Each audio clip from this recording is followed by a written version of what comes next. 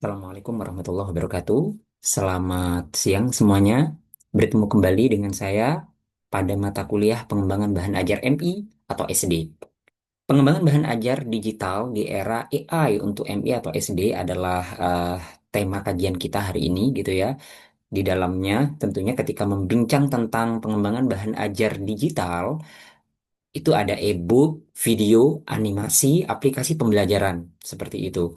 Selanjutnya, sebagai antaran untuk pembelajaran kita hari ini, yang pertama adalah perubahan paradigma dari cetak ke digital. Jadi kalau dulu, terutama di pendidikan di era ini ya, sebelumnya gitu ya, sebelum era digital, itu kan biasanya semuanya hampir medianya adalah media cetak gitu ya. Bahan ajarnya adalah cetak. Nah, sekarang karena memang tuntutan digitalisasi, maka dari cetak ke digital.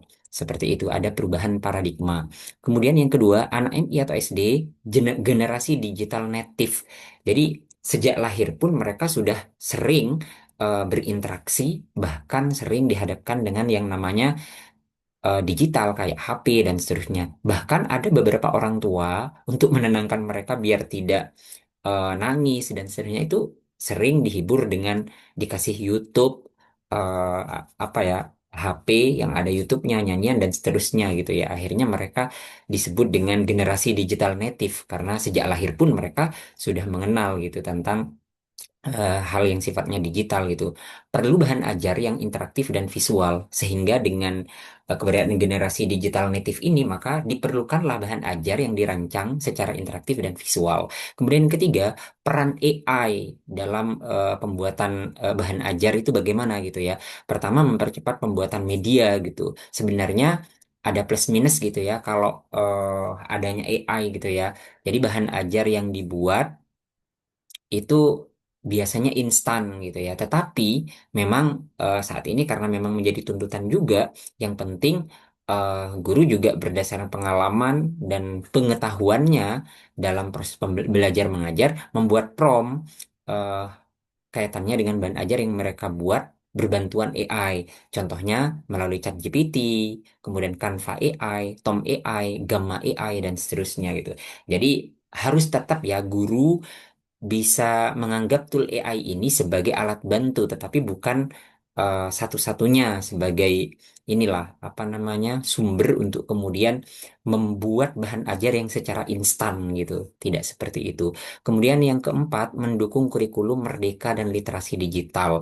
Tentunya eh ini ya kaitannya dengan adanya digitalisasi, maka itu juga mendukung kurikulum merdeka dan literasi digital juga gitu. Selanjutnya, latar belakang masalah. E-book digital itu format dan fitur, format umum PDF interaktif, EPUB, flipbook, fitur unggulannya navigasi hyperlink, contoh bab, subbab gitu ya. Embedded video atau audio, contoh e-book IPA kelas 5 berisi video eksperimen. Kemudian ada kuis interaktif, contohnya Google Form terintegrasi. Contohnya contoh nyatanya ada e-book IPA kelas 4 tentang siklus air, menampilkan animasi hujan dengan suara gemericik. Jadi di sini paling tidak e-book digital itu secara rinci dan rigid gitu ya, mulai dari formatnya, fiturnya, dan seterusnya, seperti yang saya sampaikan barusan, itu dirancanglah bahan ajar berupa e-book IPA kelas 4 tentang siklus air, seterusnya, tapi sifatnya digital ya karena e-book. Selanjutnya, membuat e-book interaktif dengan AI. Lagi dan lagi, karena memang era digitalisasi sudah era AI gitu ya, maka membuat e-book pun atau bahan ajar berupa e-book interaktif itu berbantuan AI. Langkah konkret yang bisa dilakukan apa oleh guru ketika berbantuan AI? Yang pertama, rancang outline dulu gitu ya. Gunakan ChatGPT untuk membuat draft text. Kemudian yang kedua, desain layout. Layoutnya kayak menggunakan Canva AI atau Adobe Express AI dan seterusnya. Yang ketiga, tambahkan audio. Nah, ada suara juga gitu ya. Morph AI ini aplikasinya itu Morph AI text to speech. Jadi dari teks kemudian gimana nanti karena sifatnya audio itu bisa mengeluarkan suara gitu. Kemudian yang keempat, konversi ke flipbook. Jadikan ini sebagai flipbook gitu ya. Step 1, 2, dan 3 itu nanti dikonversi ke flipbook gitu, menjadi flipbook yang di dalamnya flip HTML5 atau uh, Kotobi seperti itu. Ini memang kedengarannya masih mungkin di ranah guru masih lumayan jarang gitu ya untuk penerapan bagaimana membuat bahan ajar, e-book dan seterusnya menggunakan sistem seperti ini. Tapi juga sudah banyak gitu ya karena pelatihan-pelatihan yang sifatnya berbasis AI itu juga memungkinkan guru untuk kemudian melakukan pengembangan media atau bahan ajar itu menggunakan digital, terutama berbantuan dengan tool AI seperti yang dicontohkan secara ini ya, secara konkret barusan dari step 1 sampai 4. Kemudian contoh nyata, e-book Cerita Rakyat Nusantara dengan narasi audio otomatis dari AI, bahasa anak, tapi menggunakan bahasa anak. Nah, ini sangat instan sebenarnya gitu ya. Tetapi apapun itu karena ini berbasis produk juga, yang penting guru tetap harus analitis, kritis, bagaimana prosesnya membuat prompt dan seterusnya itu paling tidak disesuaikan dengan konteks pembelajaran gitu. Selanjutnya, video pembelajaran berkualitas. Nah, prinsipnya adalah bagaimana sih membuat video pembelajaran yang berkualitas, durasinya paling tidak eh, 5 sampai 7 menit gitu ya untuk anak MI atau SD gitu. Kemudian bahasanya juga sederhana, narasinya juga ekspresif. Ekspresif itu ya harus pakai rasa gitu. Ada intonasi, artikulasi, aksentuasi yang memang pas gitu. Kemudian visualnya cerah dan kontekstual. Jadi visualnya juga harus di ini ya lightingnya eh, dalam video tersebut. Kemudian juga harus kontekstual sesuai dengan perkembangan saat ini gitu. Kalau anak-anak misalkan karena memang anak-anak MI SD itu kan masih praoperasional konkret, mereka suka sekali dengan hal yang sifatnya warna dan cerah gitu. Kombinasikan beberapa warna yang memang kontekstual dengan perkembangan mereka gitu ya. Kemudian AI tools-nya apa gitu ya yang biasanya bisa dipakai gitu untuk video pembelajaran berkualitas itu bisa pakai Pictory AI, ubah teks jadi video otomatis. Nah, ini kemudian Synthesia, IO, guru avatar AI. Nah, ini juga bisa membantu untuk membuat video, menjelaskan materi. Terus CapCut AI, edit otomatis dan subtitle instan. Nah, di situ juga bisa fiturnya juga banyak gitu yang bisa dimanfaatkan oleh guru untuk membuat eh, video pembelajaran yang berkualitas. Kemudian contoh nyatanya apa? Video perkalian cepat dengan jari dibuat dengan Pictory AI. Kemudian di dalamnya ada animasi dan narasi otomatis. Seperti itu. Selanjutnya adalah animasi untuk konsep abstrak. Nah, kan biasanya ada konsep abstrak gitu ya, maka perlu dianimasi gitu, dibuat semacam animasi dalam bahan ajar yang dibuat oleh guru gitu. Manfaatnya apa gitu ya? Memvisualkan hal sulit, misal rotasi bumi, itu kan susah ya rotasi bumi, sistem pencernaan, kemudian pecahan matematika. Nah, itu agak susah bagi anak, maka perlu divisualkan gitu ya, karena ini materinya lumayan sulit untuk anak. Kemudian aplikasi AI terbaru apa yang bisa memaksimalkan materi tersebut? Animaker AI, animasi karakter otomatis, Toonly atau Doodly, animasi papan tulis digital. Nah, ini sudah ini ya. Jadi Toonly dan Doodly itu memang untuk animasi papan tulis digital. Kemudian Canva AI Animation itu untuk animasi drag and drop gitu ya. Contoh nyatanya adalah animasi rotasi dan revolusi bumi, karakter kartun menjelaskan dengan ilustrasi planet. Nah, ini untuk membangun, memvisualkan hal yang sulit dipelajari oleh anak sehingga mereka bisa mencerna proses pembelajaran melalui bantuan media atau tool AI sehingga nanti bahan bacaan atau bahan ajar yang dibuat dan dihasilkan itu benar-benar bisa memvisualisasi eh, pemahaman siswa agar mereka lebih paham lagi terhadap bahan ajar. yang diberikan. Kemudian pengembangan bahan ajar berikutnya aplikasi pembelajaran AI powered gitu ya. Ini lebih banyak termasuk apa ya, memperkenalkan tool-tool AI yang bisa membantu untuk proses pembuatan bahan ajar digital gitu. Nah, kelebihannya apa? Personalisasi belajar, adaptif dan gamifikasi. Ada game, kemudian ya nanti bisa memaksimalkan aplikasi pembelajaran AI powered ini gitu ya.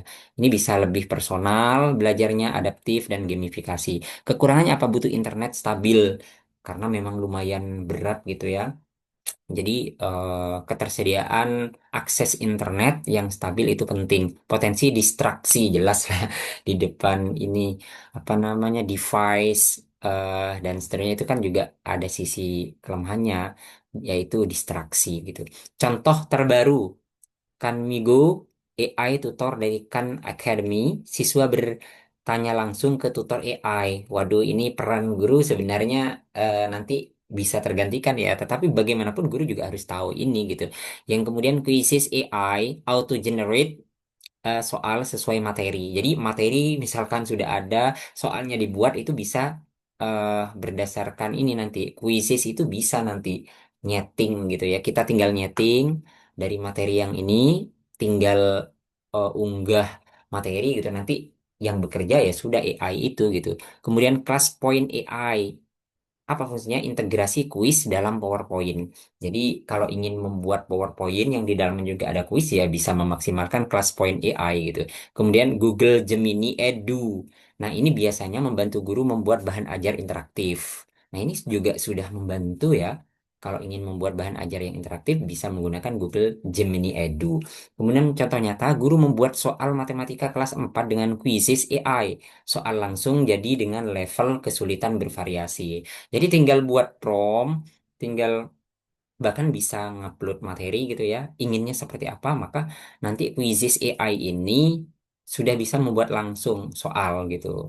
Sesuai dengan level kesulitan yang juga bervariasi.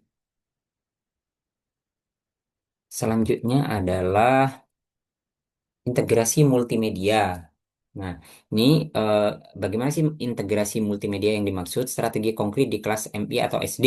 Ini implementasinya ya. Itu bisa berupa e-book, kemudian ada video, ada materi literasi science gitu. Ini terintegrasi gitu ya. eh ada e-book, video yang juga sama-sama digital. Kemudian ada materi literasi science. Kemudian yang kedua animasi. Kemudian diintegrasikan juga dengan aplikasi kuis, kemudian pembelajaran matematika pecahan. Nah, ini bisa diterapkan secara terintegral. Kemudian blended learning gitu ya, ada offline diskusi kelas, kemudian ada online quizzes atau Kahoot.